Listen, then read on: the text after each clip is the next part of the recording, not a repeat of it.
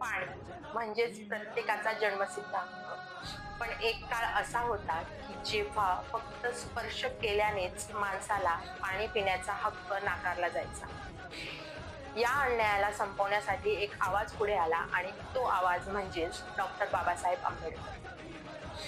20 मार्च 1927 हा दिवस होता गुलामगिरीच्या साखळ्या तोडण्याचा. महाड येथील चवदार तळे हे सार्वजनिक पाणी पिण्याचे ठिकाण होते, पण अस्पृश्य समाजाला तिथून पाणी घेण्यास मनाई होती.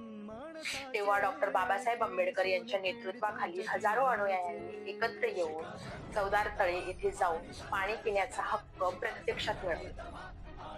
या एक घोट पाण्याने शतकानुशतके चालत आलेल्या अन्यायाला पहिला मोठा धक्का दिला.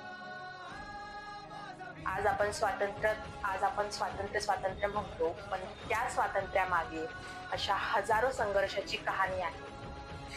चवदार तळे सत्याग्रह आपल्याला शिकवतो की हक्क हवे असेल तर उभं राहावंच लागतं. जय भीम, जय महाराष्ट्र.